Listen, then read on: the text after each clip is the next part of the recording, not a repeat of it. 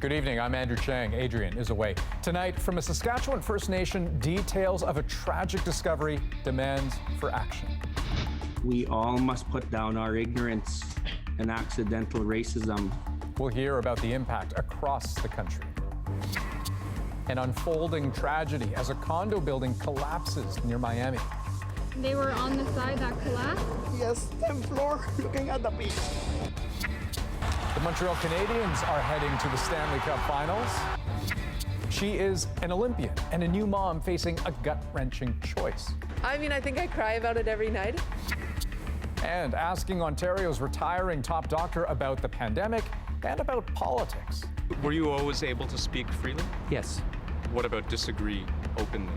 My chat with Dr. David Williams. This is The National. Residential school survivors have spoken their truths to Canadians in wrenching testimonies. And for the second time in weeks, new evidence backs up those never-forgotten memories. Unmarked graves, first in Kamloops, BC, now in Saskatchewan's Cowessess First Nation. Tonight, we have reaction from across the country to the estimated 751 remains reportedly buried here near the site of a former residential school. Cameron McIntosh has what we know right now and what more still needs to be uncovered. Chief Cadmus Delorme says the oral stories of Cowessess First Nation always spoke of unmarked graves here. We know that our loved ones here, our ancestors are here. A ground-penetrating radar search performed this month confirms it. Under those orange flags, lined up in rows, 1 meter by 1 meter apart. As of yesterday, we have hit 751 unmarked graves. We cannot affirm that they are all children, but there are oral stories that there are adults in this gravesite as well.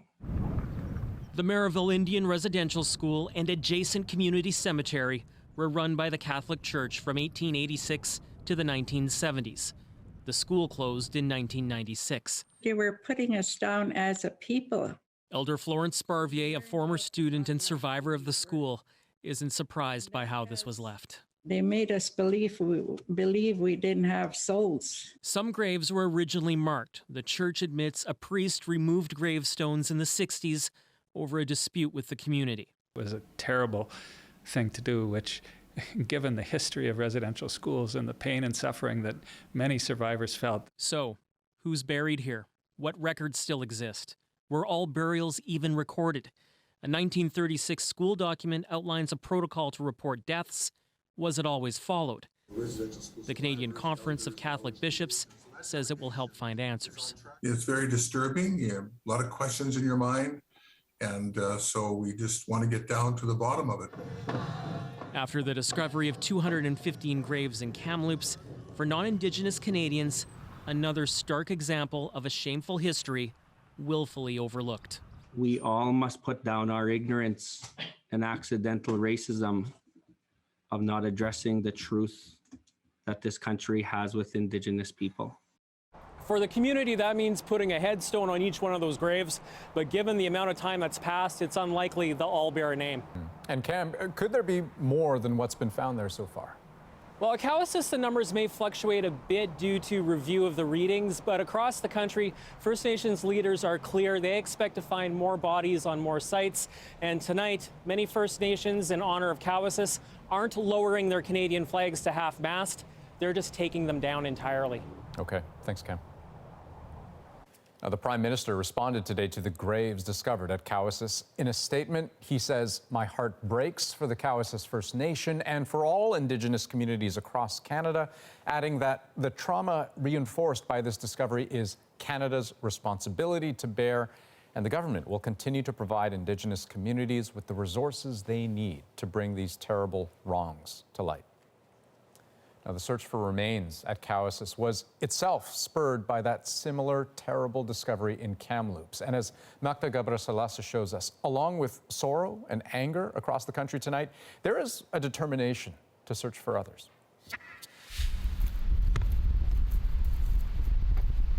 Children at this former residential school in Brantford, Ontario, left their mark. But Janice Montour wonders how many may be in unmarked graves. Very saddened, sickened. Why is it taking the discovery of these graves for people to understand the atrocities that these institutions held in this country? First Kamloops, now another estimated 751 unmarked graves in Saskatchewan. It's another blow for survivors and their families. Canada intentionally set out to ensure that Indigenous people didn't survive. Courtney Skye's grandmother spent time in this residential school. They put every barrier in place they could so that we didn't survive. The ripples of pain expressed on Parliament Hill and from coast to coast. Day in and day out, it's re-traumatizing. Every time one of these stories breaks and hits the news, it does affect us each and every time. It takes your breath away. You know it's coming. I don't think there's anything that can prepare you for 751. A crushing number, the names a mystery for now. But promises from those paying their respects today, the truth will be passed on to younger generations. The reality of history taught in school is very washed over. I think I wanted them just to know the truth. The hope now is to keep uncovering the truth at this site and many others. According to the Truth and Reconciliation Commission, thousands of children died at these schools. So the expectation is there are more heartbreaking discoveries to come. Magda Gebrselassie, CBC News, Brantford, Ontario. And a little later, you're going to hear from someone who is the fourth generation in her family to attend the same Saskatchewan residential school, what these discoveries mean to her and her family. That's coming up. But one more thing, important to mention. The National Indian Residential School Crisis Line is available if you need help. The number right there on your screen, staffed 24 hours a day. Okay, now to breaking news. A very much developing story from Montreal. Celebrations underway. The Canadiens on their way to the Stanley Cup final.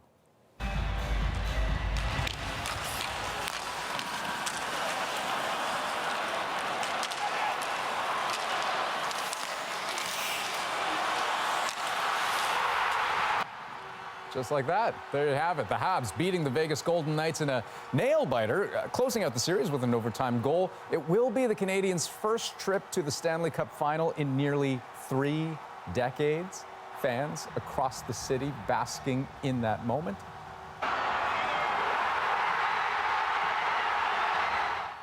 See, thousands of folks there taking in those final moments just outside the Bell Centre in Montreal. But hey, let's link up with Simon Nakonechny, who is downtown, because Simon, police very much active, right? And they've already had to disperse crowds.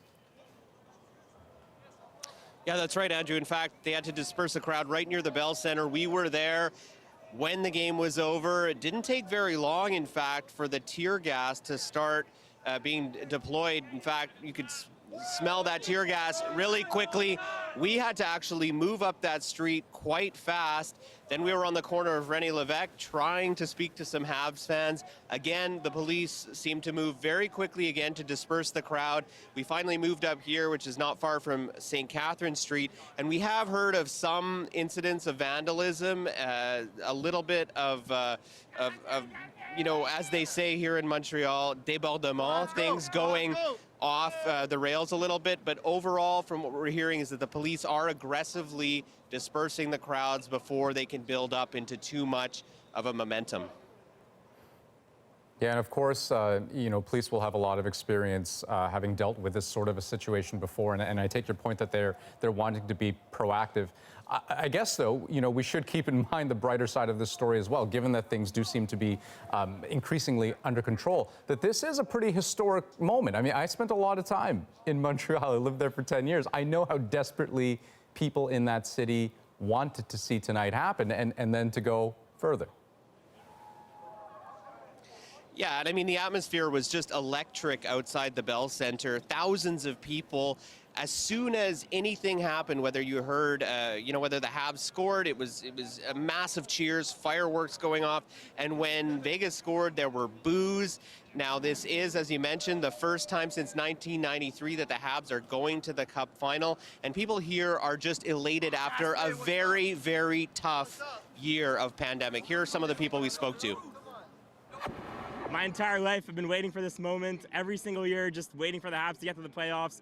And now finally we're here, and I think the whole city's going crazy, and it's just an insane moment. I feel like it's a historic time to see the Habs on the 24th of June. It's like, when are we ever going to see that again? Awesome. It's historical. I don't know. It's crazy. I was born for this moment. I mean, when I'm 24 right now, and when I was young, I was like 12 or something. I was dreaming of this moment to see the Canadiens go to the Stanley Cup final. I mean, it's just, I can't believe it right now. It's awesome, really. I can't believe it. Really.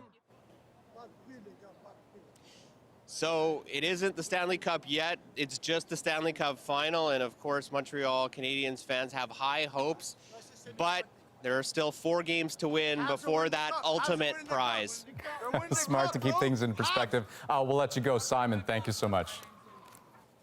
Okay, now to a developing story in Florida tonight. At least one person is confirmed dead after the collapse of a condo tower near Miami, but the fear is that there are many more.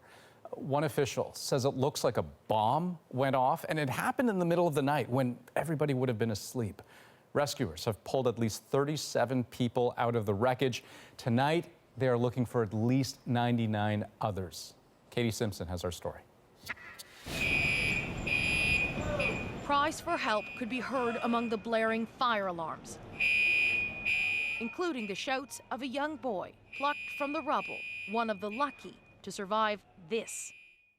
The midsection of the building collapsed first, as seen in this security camera footage. The wing closest to the ocean falls next, flattening some 55 condo units, all of it happening as families slept inside. I don't even want to think about it. We did hear screams, but I couldn't tell where they were coming from the rubble, from the apartments. People were on their balconies, waving flashlights, yelling to the firefighters. In the daylight, a clear picture of the devastation emerged, though there's still no obvious reason why this happened. The building, which was constructed in the 1980s, was undergoing roof work, but it's unknown if that's a factor. At this point, we have engineers on site. Structural issues, obviously, the building did collapse. As firefighters looked for signs of life from above, underground teams used sonar devices to try to detect noise being made by survivors. The rescuers are hearing sounds from the rubble. Again, it's kind of hit or miss. Families of the unaccounted for gathered at a makeshift reunification site, desperately waiting for any news about their loved ones. They were on the side that collapsed? Yes, 10th floor, looking at the beach. And you haven't heard anything? No. Oh, no. And you haven't seen them in the hospital or anything? No word? No, they sent me here. Authorities are pleading for patience, trying to remain optimistic while not getting the hopes up of those desperate families.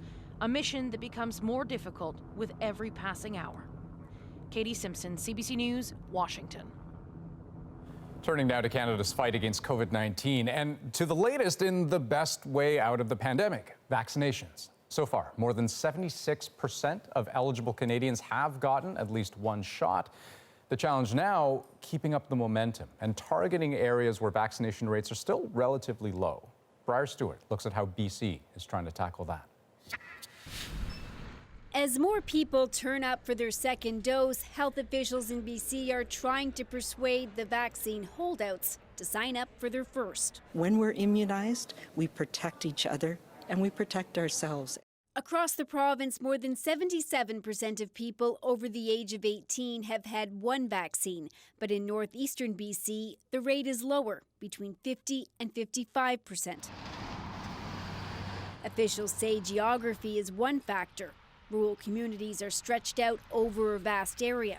But Becky Grimsrud thinks the nature of work plays a role too. She was able to get her second shot at a drive-through clinic, but says time is an issue for some.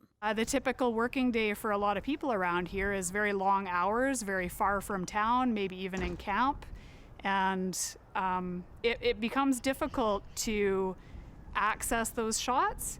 The Northern Health Region has launched more drive-through clinics and has asked the public where it should hold pop-up sites. The other ideas are the malls, those or the kind of farmers market, those gathering places that might be a good place. Creating better access is one thing, but it's likely more difficult to try and convince people who don't want the shot to get one. You will find there are some people you just can't change their mind. For the people who are on the fence, who have concerns, what will be the biggest thing that will change their mind is time.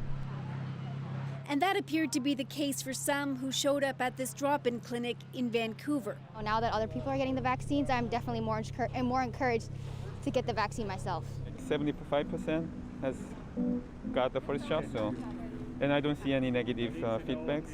The hope is that the number of people with one shot will keep inching upwards, even as tens of thousands roll up their sleeves every day for their second.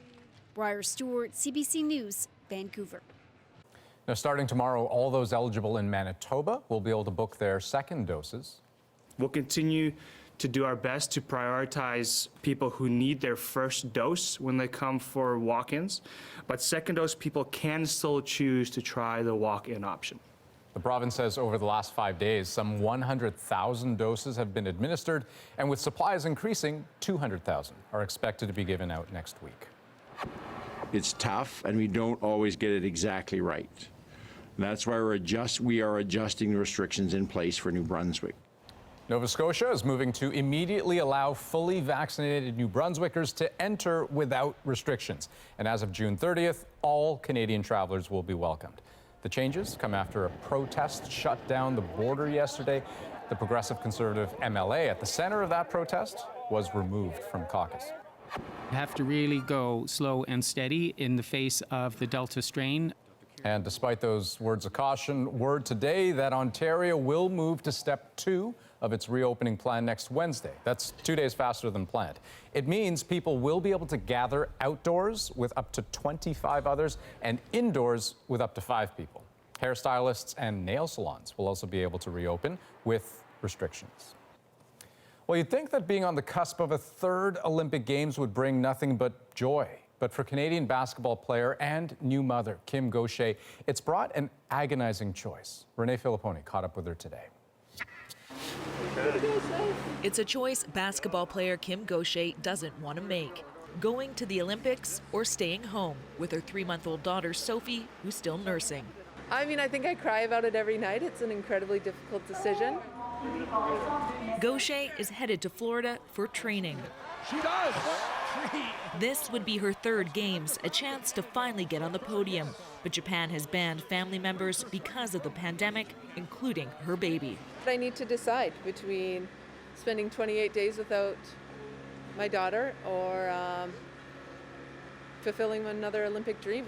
In a joint statement, the Canadian Olympic Committee and Canada Basketball says they recognize how difficult the situation is and have made an appeal to the Tokyo 2020 Organizing Committee. But the Organizing Committee has not responded to her appeal or that of other mothers in similar situations. It's Ellle Tuliamuk. U.S. marathon runner Ellle Tuliamuk has also petitioned to bring her baby, who is also still nursing. So first thing you do is turn. And tennis superstar Serena Williams has said if her young daughter can't come, she likely won't go to Tokyo. I need the help of the internet. Gaucher has now turned to social media in her plea for an exemption. See if we can make a difference, and it's 2021. Let's make working moms normal. I thought it was really special for her to say, like, to call out the organization and to say, like, we need to make this more accessible. This sociology professor says it's a struggle women face all the time. We're having a conversation because we failed to imagine that someone's doing these things at the same time, that people breastfeed and do other things at the same time. Gaucher and other women are hoping organizers will see that, giving her a chance to score one more time for Canada as a mom. Renee Filipponi, CBC News, Vancouver. Well, tomorrow is the last official day on the job for one of Ontario's most prominent pandemic figures. You're going to want to hear my interview with Dr. David Williams.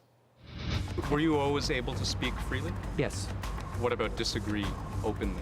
Next, what does he have to say to those fellow doctors who called for his resignation? Hear from him how he operated behind the scenes. At issue tonight, is the stage set for a fall election? Rosie's here with Andrew, Chantal, and Althea. And later, a Canadian drag superstar makes history on the cover of Elle. Like, that's me. We're back in 2.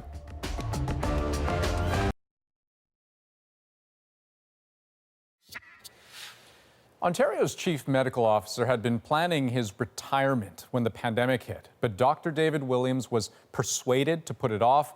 Now, with much of the country entering a recovery phase, it's time. Tomorrow is his last official day. So how does he see the last year and a half, including the hard, painful failures? Think of the thousands who have died in long-term care and the frustration with government policies that were sometimes very different from what doctors were demanding. Those are some of the things I got to ask him about.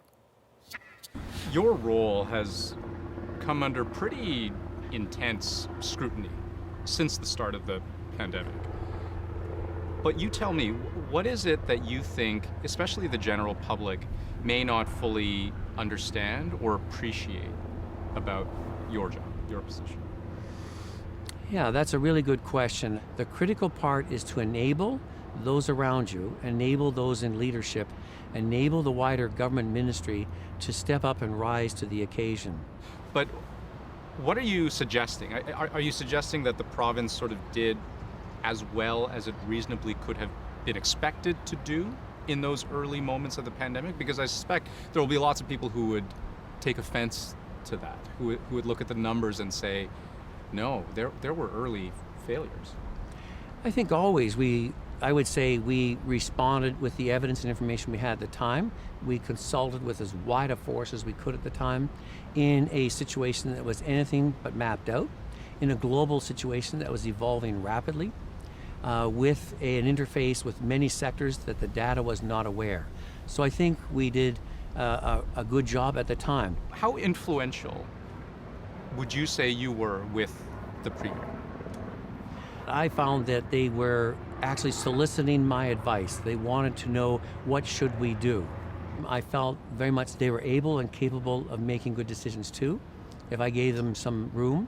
Were you always able to speak freely? Yes. What about disagree openly or publicly? If I felt there's a reason to disagree, if there was some parts that some members did not like, they'd ask me to my face, why are you saying that? And then I would give them a real answer for that, and they'd say, okay, we understand that.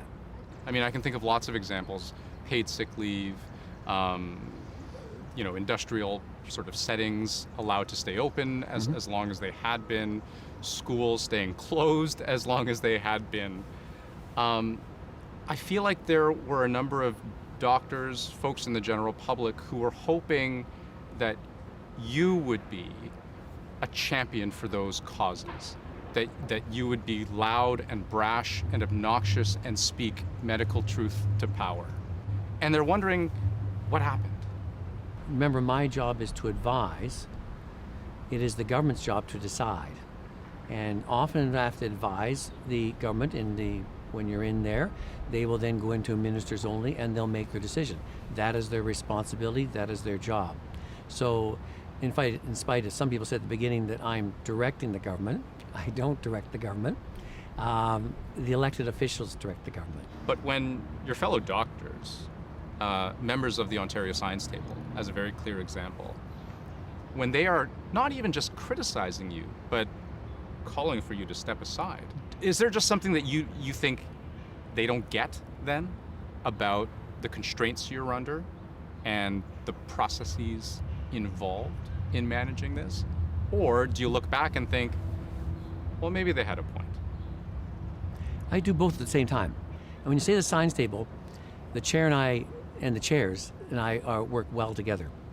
And Dr. Brown and I have worked together for years. At the same time, his members were not constrained, and they're free to say whatever they want. And not all of them agreed with each other at the table. That's what a science table is. You get a bunch of doctors in the room, they hardly ever agree. So it's not scientific, researched out evidence. And because you can't wait for the evidence to come. And so you're asking for your experts to get together, give me your best position, and take it forward. They will not always agree with each other on what that consensus is. And then you take that forward. That evidence informs policy. It doesn't direct policy, because it has to match into the right framework at that time. Always welcomed, always invited, always listened to. So again, that was just some of what we discussed. If you want to hear more, you can watch the extended cut online. You can find it on the National's YouTube page or at cbcnews.ca. Well, the discovery of unmarked graves near the site of a former residential school in Saskatchewan is bringing up painful feelings for survivors. The bricks and being able to see them and hold them are proof that these schools existed. Up next, we will hear from one who says the truth can never stay hidden.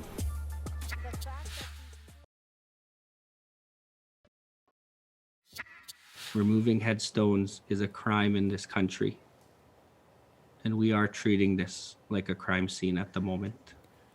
More on our top story now. Another terrible moment in this country's treatment of Indigenous peoples. Possibly 751 unmarked graves found near the former Marieville Residential School in Saskatchewan. The chief of Cowessess First Nation said he believes headstones from the graves may have been removed by the Catholic Church officials in the 1960s. For many survivors, this latest finding is a reminder of a history they know too well, but that remains unknown to so many Canadians. Carrie Benjo is a CBC reporter in Regina and a residential school survivor. She tells us about a tangible reminder of that past that she says can never be denied.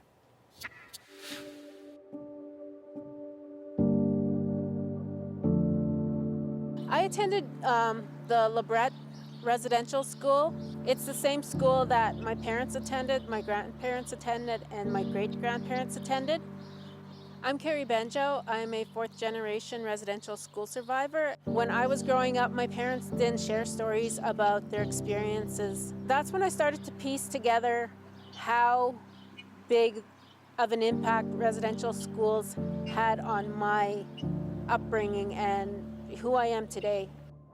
I talked to my mom last night and I asked her how she was feeling. She's a woman that doesn't express her feelings, but she said she was angry and she said, "What does it matter anymore?" I have a brick from the residential school I attended. I found it last year and the school had been torn down for 3 decades already.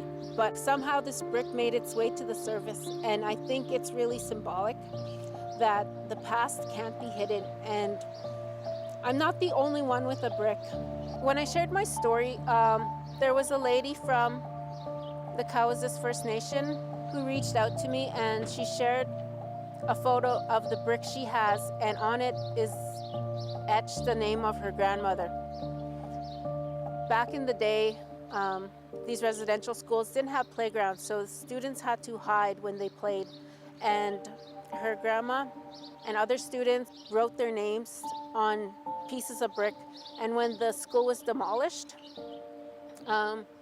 those that were at the site found bricks with names on them.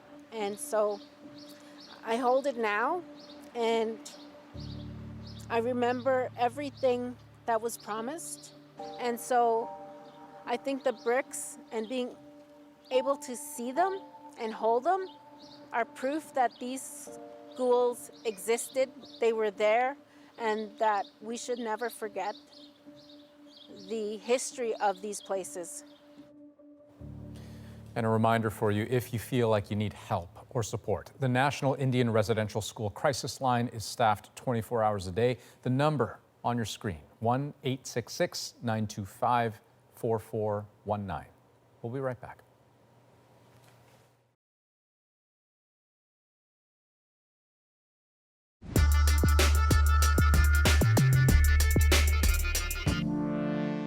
The Conservative Party is still doing everything they can to block this very important work, but I hope that parties that call themselves progressive, like the Bloc and the NDP, will work with us today and tomorrow. It's an agenda of 4 shades of red on issue after issue. There are not 5 choices for Canadians. There are 2. Canada's Conservatives on one side and the Liberal, NDP, Green, Bloc Québécois coalition on the other.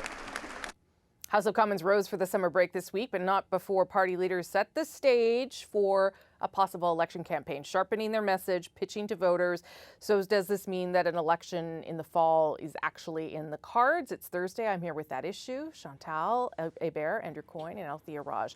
I know no one likes me to ask the question about whether there's going to be an election, so I'll find a million ways to not ask that.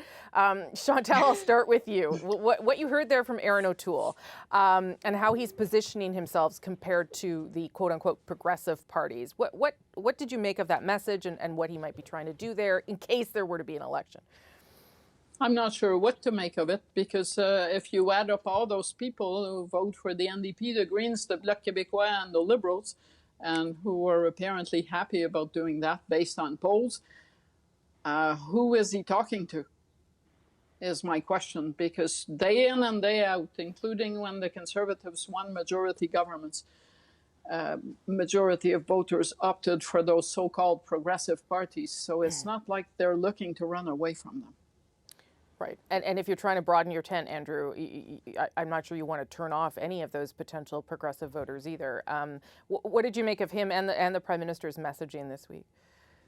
Well, I mean, there's a certain amount of truth in O'Toole's message, particularly. On a lot of issues, it is the case that the Conservatives line up on one side and the other parties tend to line up on the other. If you had 40 to 45% of the vote, then you're going places with that strategy. You just solidify that 40 to 45%, and in our system of government, you can win a majority with that, which, frankly, given those divisions, is really the only alternative the Conservatives really have. But they're not at that, as Chantal was alluding. They're south of 30% in some polls right now. So, they're going back to the old playbook that the Conservatives always run, which is that the Liberals and the NDP are going to get into some kind of coalition. But right now, if you're looking at the polls, it's a fair chance the Liberals could win a majority without them. So again, I'm not sure it's the most effective message at this point. What did you make of O'Toole or the Prime Minister, Althea?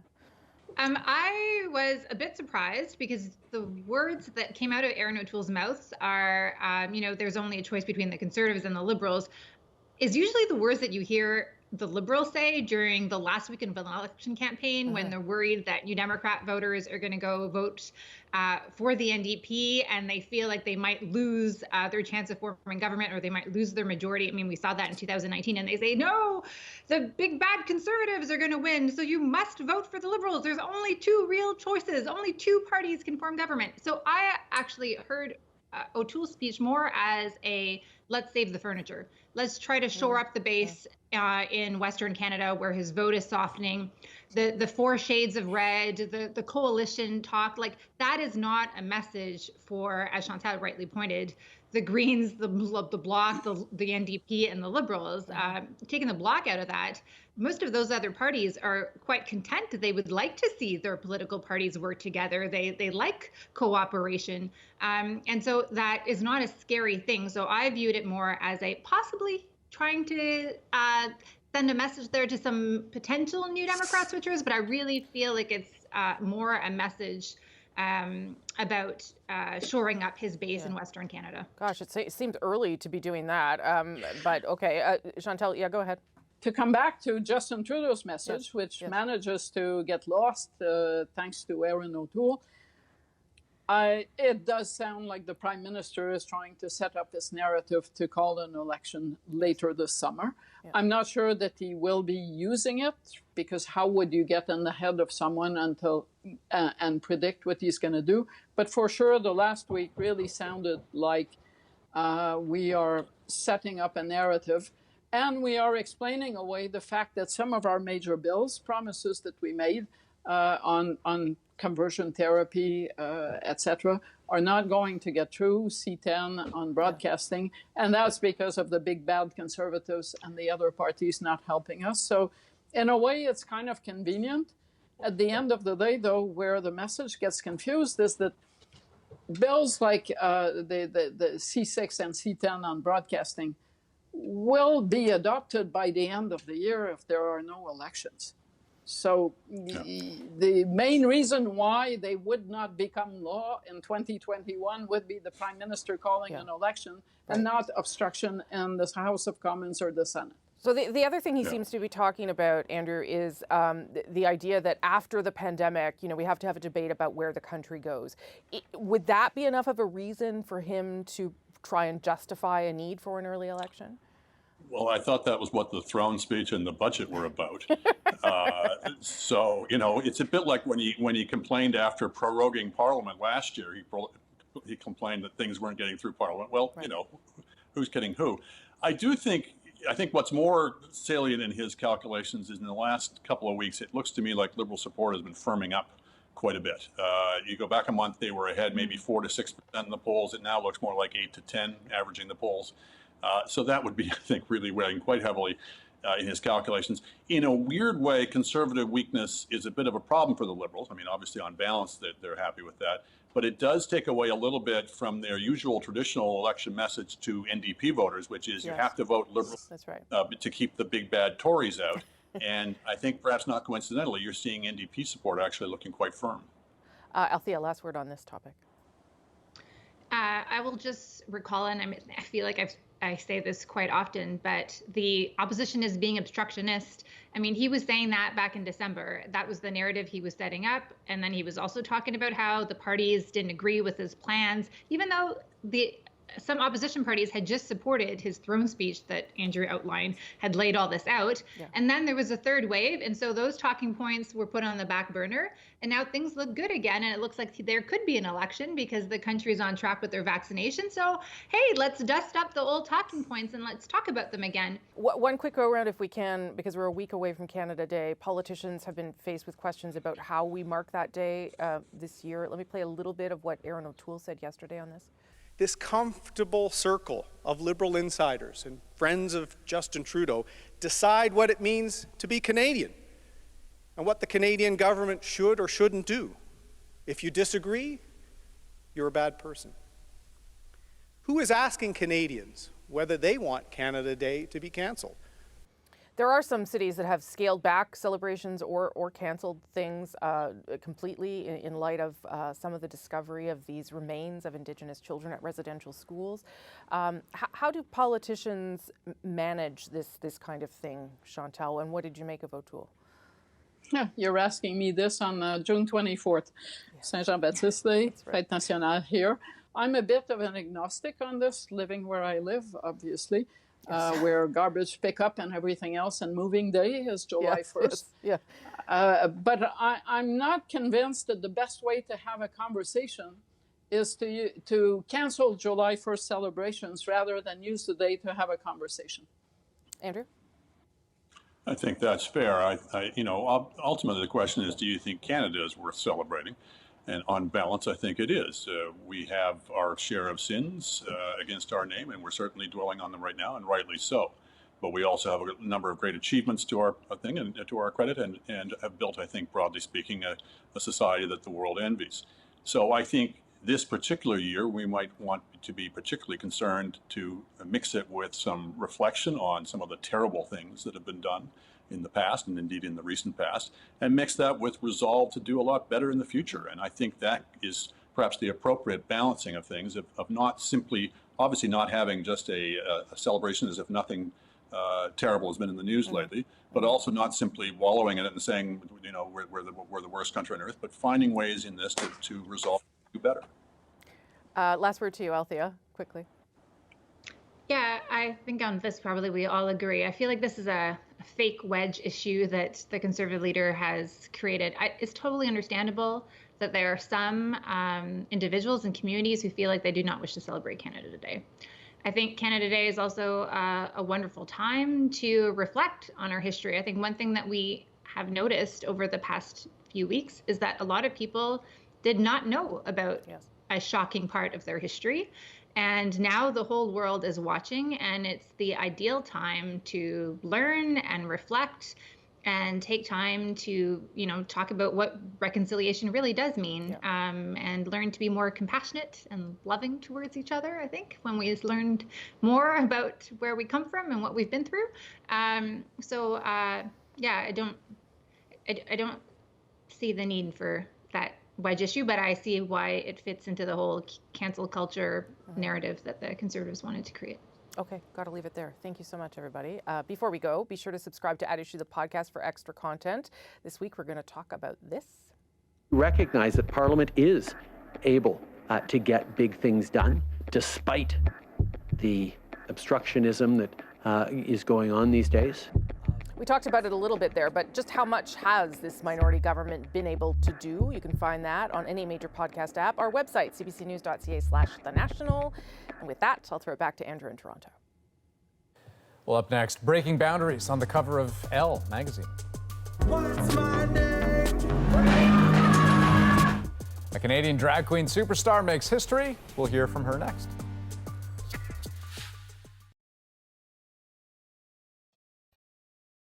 I'm Jamie Poisson, and tomorrow on CBC's Daily News podcast, Front Burner, why the long sentence for an Alberta woman who killed her abusive husband is catching the attention of domestic violence advocates. Subscribe wherever you get your podcasts. Well, the accomplishments keep adding up for a Canadian drag queen. She's already won the Canadian version of a popular TV competition, and now a major moment in a whole new medium. Deanna Sumanek-Johnson has her story. If you watched Canada's Drag Race, you know her name. What's my name?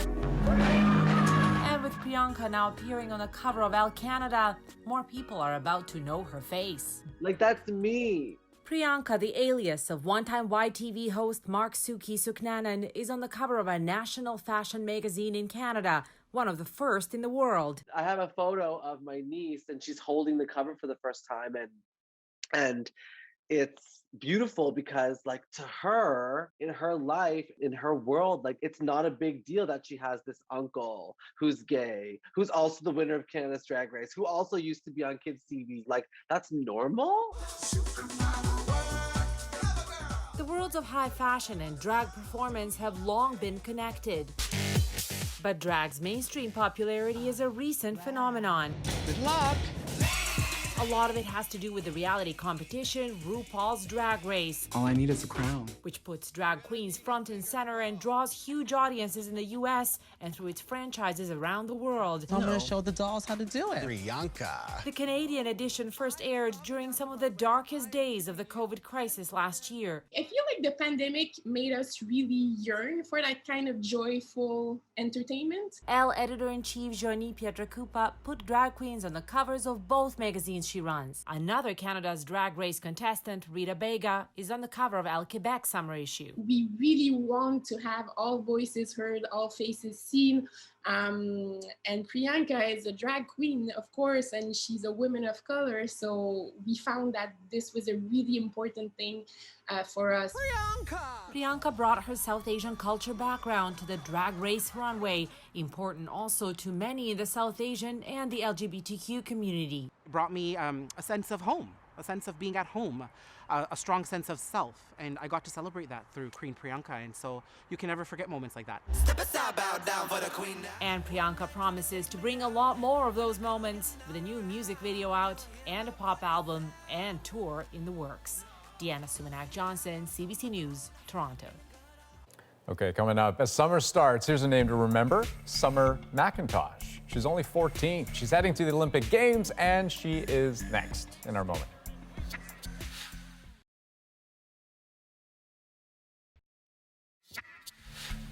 Well, Summer McIntosh is heading to the Olympic Games in Tokyo. Today, she was named part of the Canadian swim team. But that's, of course, not the only thing that stands out about her. She is the youngest swimmer on Team Canada, and she will be one to watch. Tonight, she's our moment. Summer McIntosh, the 14-year-old, gets the Olympic A standard and wins the Olympic trials. This was the moment McIntosh knew she had qualified to be nominated for the Olympic Games. It's so surreal. The whole race feels like a blur, like the whole warm-up leading into it and afterwards. It's just one big blur, and it's so exciting. Today, Canada's swim team was officially announced. The 14-year-old told us how she feels about heading to Tokyo as Canada's youngest Olympic swimmer. It's a little bit nerve-wracking, but the people that I'm surrounded with are basically like my second family. It just hasn't sunk in yet, to be honest. Like it's sunk in a bit more than since right after my race, but it's still just really crazy. On the international level, most people just don't focus on age because, you know, it's just all about the time. But I don't know. I just feel like I've already had some quite amazing experiences with such big names in the swimming world that my nerves will be pretty low. I don't think it'll be too intimidating. I'm just really excited to represent Canada because I've never got the opportunity to represent Canada ever on the international stage. So I'm just really excited to have a bunch of cool experiences with some amazing people. She said something that blows my mind there, that you think that a 14-year-old would be intimidated by going to the biggest sporting event on the planet. But of course, as she says, I mean, she has raced against and beaten some of her heroes. So, hey, what's another competition? She'll just have to do it again. That's the National for this June 24th. Have a great night.